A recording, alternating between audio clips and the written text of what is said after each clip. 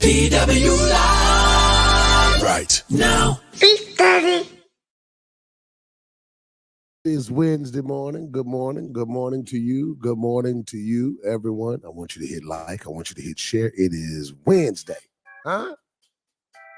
Grab Numbers, the 14th chapter. Grab Numbers 14. Good morning. I'm a little late, but I'm here. Huh? I'm a little late.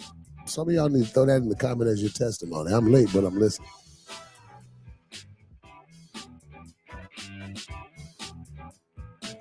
Come on. All right, good morning, everybody. Everybody, jump in. Say good morning to me. I want to say good morning to you. Hit like, hit share. Good morning, good morning, good morning. Good morning, good morning, good morning. Okay, everybody throw this in the comments. 40 days of strategy. 40 days of strategy. Father, we give you praise early this morning for the grace that you've given us that woke us up this morning. It's not because we've done anything to deserve it, but because of your mercy. You've allowed us to be here. And Father, I pray that since you've allowed us to be witnesses of the day, I pray first that you forgive us of everything that we've done, everything that we've been, everything that we've thought that's fallen short of who you've called us to be. We repent of that right now. And Father, because we believe you've heard us, we thank you in advance for the grace to conquer the day. I pray today that as you instructed us in the model prayer, give us this day. Everybody throw it in the comments. Give us this day, huh? And I pray today you feed us with daily bread, huh? And we'll be careful to give you the praise, the honor, and the glory. It's in Jesus' name. Amen. And thank God. Come on, everybody, throw it in the comments. Give us this day, 40 days of strategy. Good morning, Germany. Good morning, Victoria, Robert, Laverne, Asia, Diamond. Diamond just celebrated her birthday. Grab Numbers chapter 14. Numbers chapter 14. I want you to do it. I see Brittany. I see Tammy. Tammy, I'm going to reach out to you today. I need to know what's going on with you. And today I got to make contact with you some way, somehow. Okay, I want to know what's going on. Everybody watching, I want you to do me a favor and hit share this morning, okay? It is the 9th of October, huh? It's the 9th day of the 10th month. You know, people be putting that together. It sounds real good. The 9th day of the 10th month. Come on, everybody hit like, everybody hit share. I got 43 eyeballs and 10 hearts. That don't add up. That means some of y'all not listening in the church. It is Wednesday morning. I pray that you are geared up for an incredible day, an amazing Wednesday. I pray that you're looking forward to what God's going to do through you just as much as what you are looking forward to him doing for you today. God's going to use you in ways you could never imagine, okay? So I want you to be open. I want you to be ready. I want you to be available for whatever God's going to do through you, huh? Through you. What's up, Michelle? Through you, huh? He's going to do it. Good morning. Good morning. All right, everybody grab Numbers, the 14th chapter, okay? I want to go into that right quick, and I'm not going to be long today for real because the champ is upstairs sleeping, and when he wake up, it's a whole nother story. I'm telling y'all that right now. It's a whole nother story. The live going in one way or the other.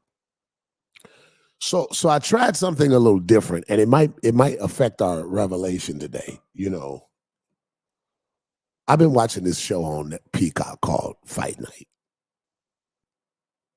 Can I say I watch Fight Night? Can preachers watch Fight Night? I don't know. Anyway, so I've been watching this Fight Night show, and I've been liking it. And and they've been saying, "How you like your coffee?" They said black.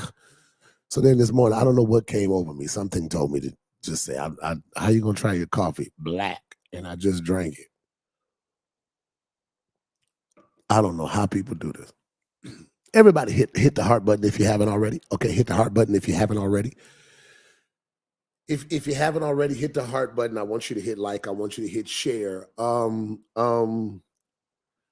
a few people have inboxed me and asked me about my friend Pastor Keon, who's of course going viral. It seems like every day or every week another preacher is going viral, and And so someone say, well, PW, what do you think about it? I'm gonna share it in a minute. James Willis, good morning. Okay.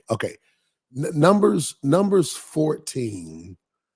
Man, we had an incredible day on Sunday at church. It's just been an incredible time. And as I was preparing to share the word, I was really in prayer about what it is God wanted me to say in this season to his people. By now, you know that here recently, God gives me a word for the season for real. And so I was wondering what it was I was assigned to teach in this day and in this hour of because I believe the word is alive, but I believe the word is also assigned to those that hear it. I believe that there is a reason that God anoints a preacher as your voice. Now, one thing you have to learn is that every voice is not your voice, and you'll be confused listening to all of these other ones. And it's not a means of control; it's a means of order and community. That because faith comes by hearing, the law of hearing means that anything I hear consistently, that if I'm not careful, I'll develop faith in, which is why you must understand hearing is, everybody throw this in the comments, hearing is spiritual. What's up, Shonda? What's up, James?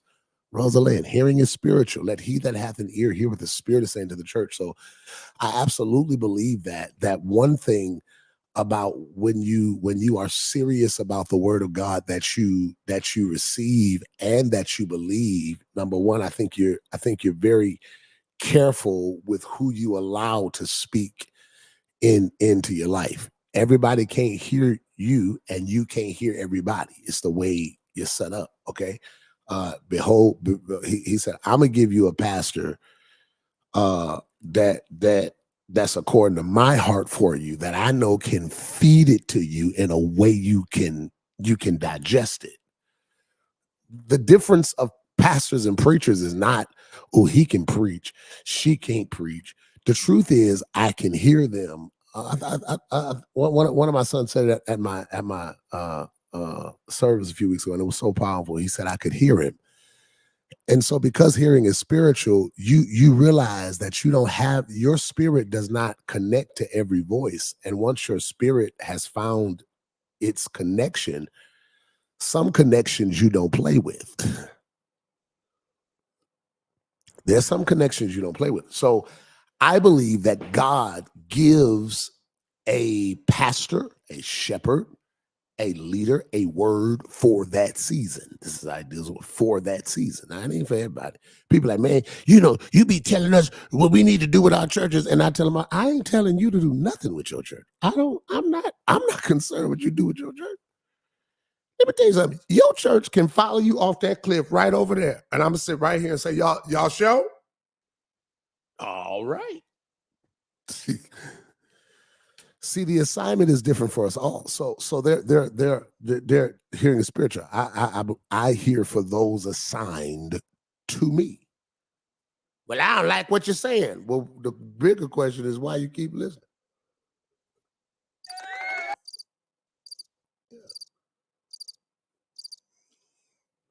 Hearing is spiritual.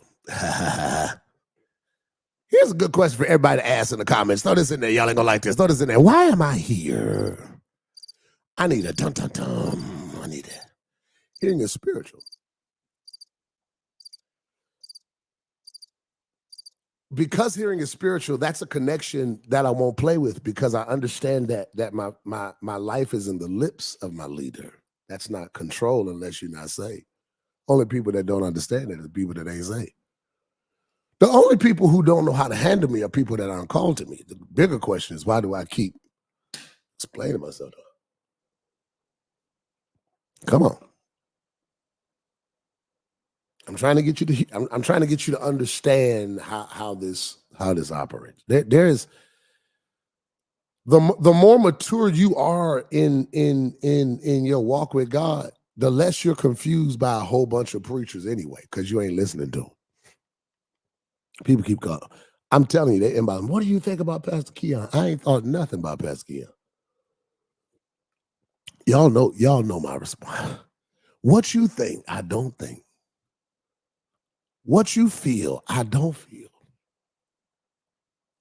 And I'll still give you what I thought of, what I think about the video, but the truth of the matter is, unless Pastor Keon is your pastor, what he said in his church ain't got nothing to do with you, because he is preaching what he has been led. Y'all don't like this kind of stuff because you think, again, culture, social media it exposes you to everything, and you think everything you're exposed to, you have a right to have an opinion about, and that's not true. You're wasting yourself. Stop wasting yourself investing energy on things that you're not assigned to. You see? No. Why am I here? Obviously, you're here because something that's said on this channel cultivates everything God about you. So, Pastor, where we are, where are we in this season? I need everybody to throw this in the comments. Everybody, throw this in the comments. I'm closer than I think. And hit share. Everybody, throw that in. I'm closer than I think. Throw it in there. I'm closer. Throw that in there. I'm closer than I think. Don't miss Bible study tonight. We're gonna dig back into Numbers 13. The next couple of weeks, I'll be between Numbers 13 and Numbers 14. You should take a moment and study it, because really what's happening in Numbers 13 is that the children of Israel in Numbers 13 are closer to the promise than they've ever been before. And here's what's crazy. I was trying to figure out, Lord, what am I saying to these people right now? He said, you got to tell them that the promise I made you is not much farther away from where you are right now. Come on, I'm closer than I need you to throw it in there. I'm closer than I think. I need you to wake up this morning going into your Wednesday knowing how to identify your warfare. Why? Now here's the important part. Here's the important part. Here's the important part. The closer you get to who God's purposed you to be, and what God's purposed you to do, and where God's purposed you to be, as you mature, I need you to get this. Your warfare matures. You got to grow up now. Because he did not just lead you through the wilderness. He wasn't leading you through the wilderness to get the promise ready for you. He was leading you through the wilderness to make sure you can handle the promise. Now, I need you to get this. Numbers 13, 14. All of you that can come to Bible study tonight, I want you to come. Okay? Log in tonight, the next couple of weeks. Don't miss this. Don't miss this. Some of y'all need to throw it in the comments. I'm doing numbers. I think I'm gonna call this series that I'm doing numbers. Come on, I'm closer than I think. And here's what I need you to get. The one doesn't come without the other. Okay, one doesn't come without the other. You don't get purpose without process. You don't get access without obedience. You don't get manifestation without maturity. So in this season, there are some of you that God's getting ready to manifest some things because he can trust your level of maturity, not your level of desire or emotion. I need everybody to throw this in the comments. Maturity. It's a cuss word to some of y'all. I know. Now, I'm doing numbers, baby. Maturity. Now, what do you mean maturity? On Sunday, we dealt with the 4 stages of development or relationship that the children of Israel endure between Egypt and the promised land. The first stage was he delivered them from Egypt, which means he got them out of a bad situation. Okay. All right. Their walk with God started with God handling their enemies. That was the first level of your maturity. Get my haters. My haters gonna be mad they mess with me. My haters don't and see my enemies, my enemies wasn't a friend to me, stuff like that. How about this? Your haters was the focus of your warfare back when you had just got out of Egypt. What are you saying, Pastor? They went from worrying about Pharaoh, his army, 4 stages of maturity, 4 stages of relationship, 4 stages of focus, things God's trying to teach you. Number 1, write it down. My enemies. It is sometimes the most frustrating stage, but it's also the most immature stage. It's the stage of your life that you're still blaming your haters. So the first thing God dealt with to get this out the way, I'm gonna handle your enemies so you can realize you don't have to. I got it. So what does he do? He opens a Red Sea, lets Pharaoh catch. Why would he let Pharaoh catch up to them before he dealt with them? Maybe because God wanted Israel to see him handle their enemies.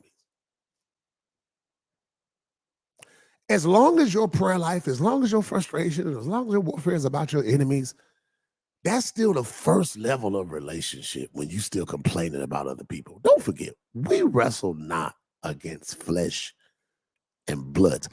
I said bloods, but against principalities.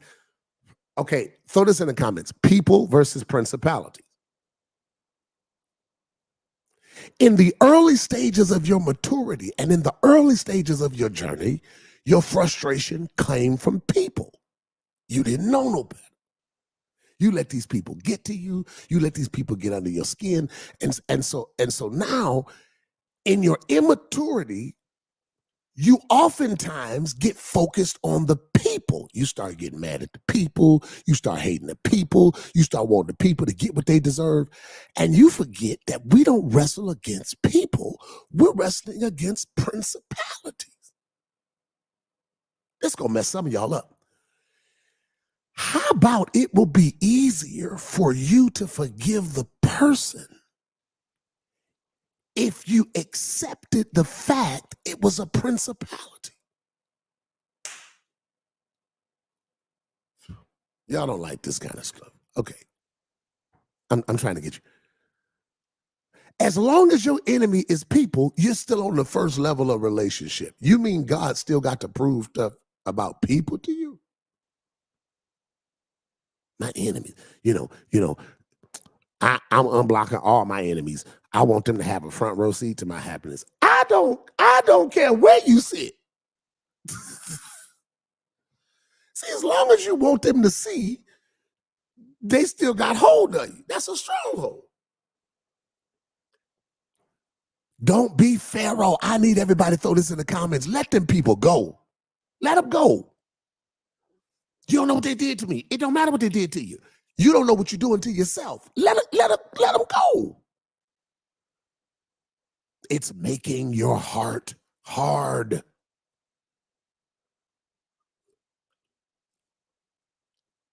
Come on, let these people go.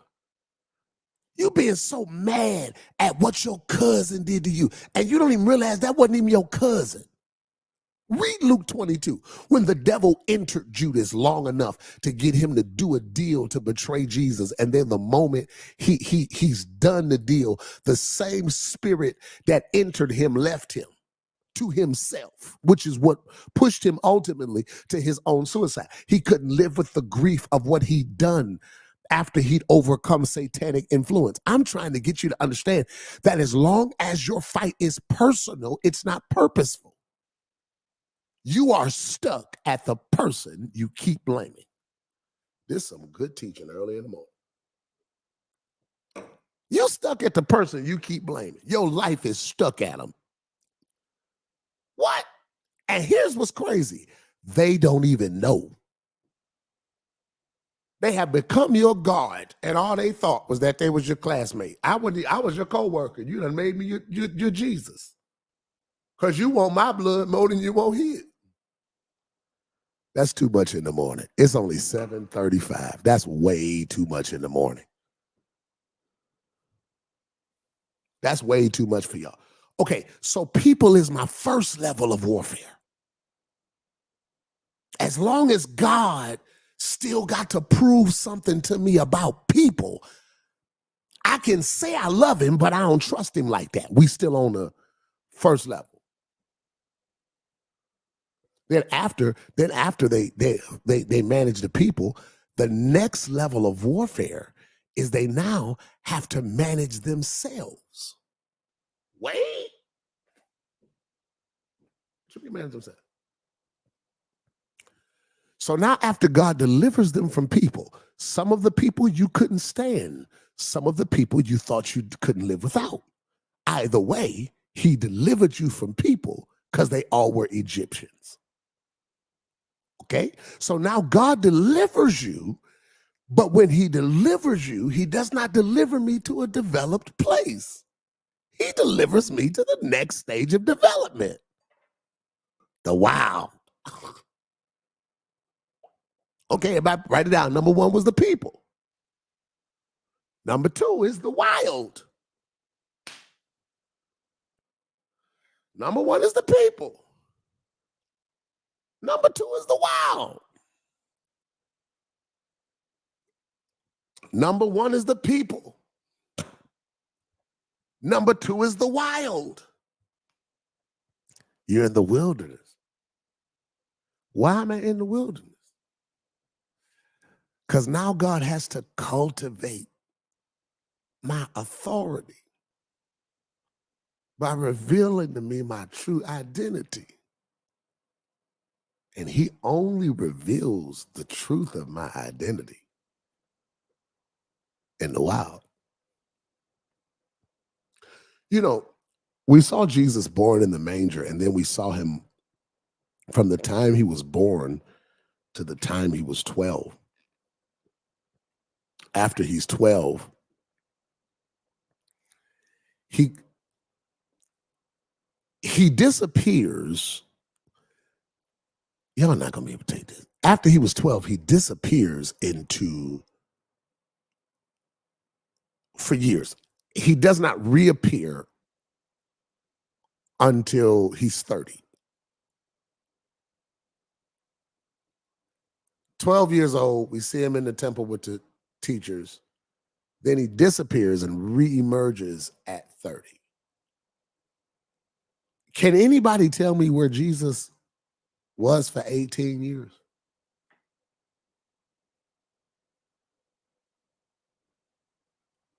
That's funny. Somebody just inboxed me about Pastor Keon and said, I had it all typed and ready.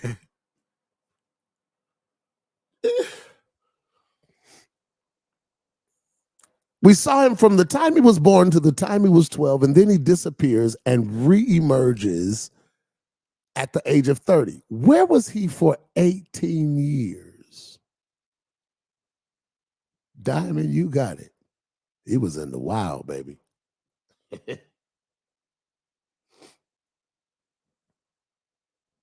He was in the wild.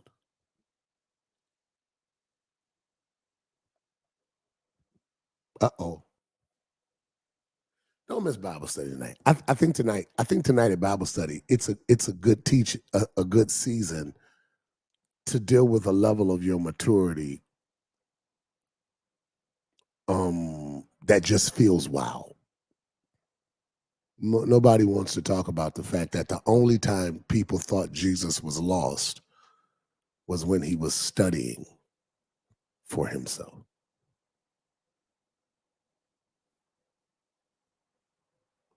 See, there are some of you that have lived your entire life based off of what those Egyptians taught you. Remember the gods of your fathers, and that's why you're unfulfilled. And you don't realize you're unfulfilled because in all of your upbringing, you never became yourself. Let's look at Jesus's life, okay? The first 12 years, he's reared in the culture. The next 18 years, he's developed in the wild. And then the last 3 years, he's killed for a calling. Okay. That's perspective. There's some of you right now that won't understand that there comes a season in your life where it's when you really going after God for yourself, that people who don't understand what you're pursuing have nothing else to call you but lost.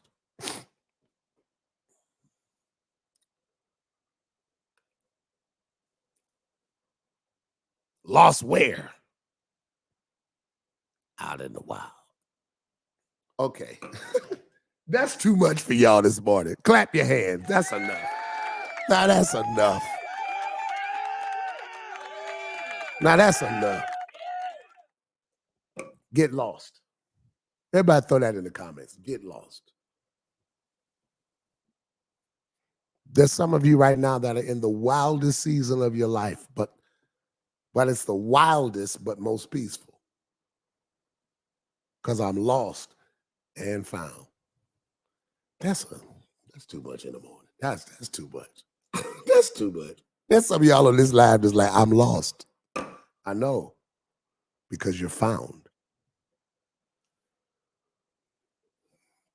Tonight's Bible study, we'll pick it back up. Okay, let me just read. Okay, chapter 14, verse 24. Everybody throw it in the comments, the courage of Caleb. All right, the courage of Caleb, the courage of Caleb. That's what you'll need over these next 40 days. But my servant Caleb, because he has a different spirit and he's followed me fully, I'm going to bring him into the land which he entered, and his descendants shall take possession of it. I pray that your Wednesday is blessed in every way. I pray that you experience God's supernatural favor all day. I pray that today God gives you the courage of Caleb to take the next 40 days to case the joint. Don't be afraid. Blend in. Act like you're supposed to be there. But for the next 40 days, don't say nothing. Don't make no new friends. I'm sending you in to see. Now, here's the thing. I'm going to end this live because it's going to take a turn. Here's the entire assignment of this teaching. God is getting ready to put you in places and open doors and unexpected environments. But this is what I want you to throw it in the comments. He's sending me in to see. He's sending me in to see. He's sending me in to see. Not to say. Not to post. Not to connect. Not to pitch.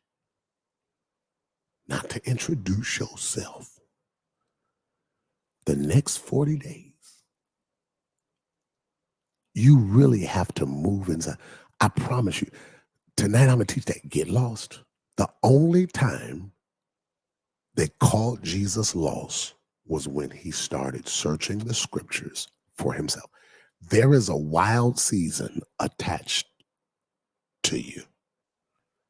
The first level of your warfare in your early stages of walking with God, your immaturity, it was about the people. You was mad at the people, my haters and my enemies, and they gonna learn. Shut up.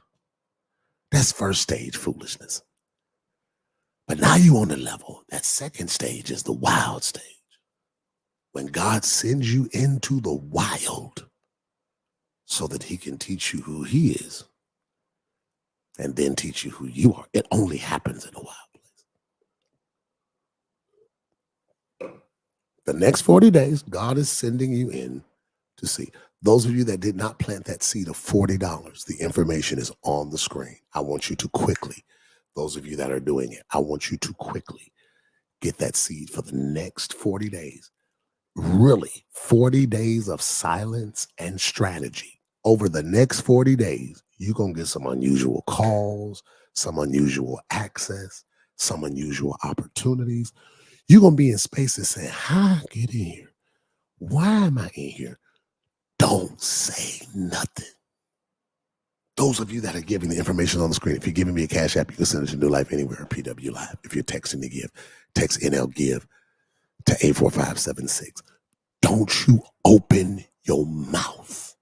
Shut your mouth. Shut your mouth. This next, be quiet.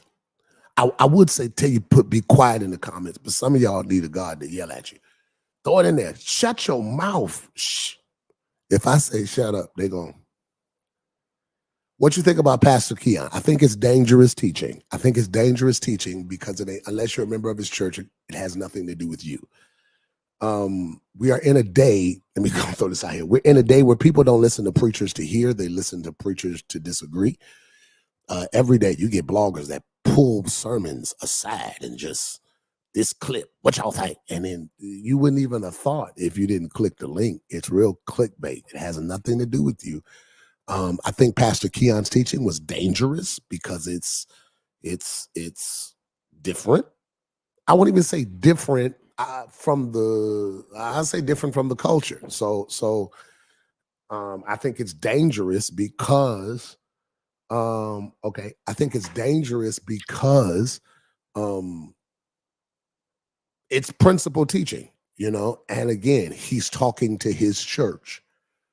When I'm a lot of my heart is misinterpreted because a lot of people listen in with the wrong heart and then come out with the wrong ear. They don't, some people they don't listen to you to receive. They listen to you to criticize. What he saying now? But they listen like that because they really want to hear what you got to say. They just don't have the courage to want to hear it. See, you can't separate people that live like that from people who are frustrated with the way they live. It all is a denial of who you are. You're afraid to admit that something different is on your mind. You're afraid to admit that you're oddly interested in what God's saying through somebody else. You don't have the courage to say, I receive from this, because you don't have the courage to say that's what you receive. See, it's this fear-based existence that we are living in, man. Jesus. It's like that's why you got all these friends that ain't your friends. Some of y'all go to churches, you don't get nothing out this church. You just sitting there. Just so yeah. I think Pastor Keon is dangerous teaching because it has nothing to do with you. There are people, again, that misinterpret my heart because I'm speaking to those assigned. When I'm on live like this, I ain't never asked none of y'all, hey, man, come follow me. No, I just celebrated 18 years as a pastor. That you can't find, and I've taken in over 8,000 members. Huh? We've done it. Numbers don't matter, but we got them too. And in 18 years, you'll never hear anybody tell you, oh, I told him, join my church. I think that's manipulative.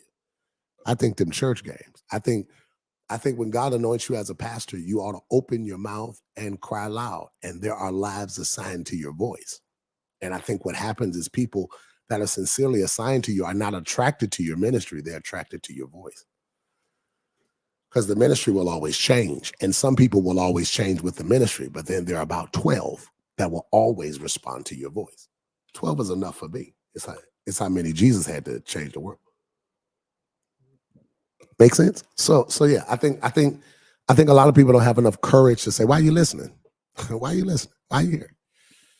When you are listening to a conversation that has nothing to do with you, there's nothing you can do but misunderstand. And unfortunately, social media has given us access to conversations we're not called to.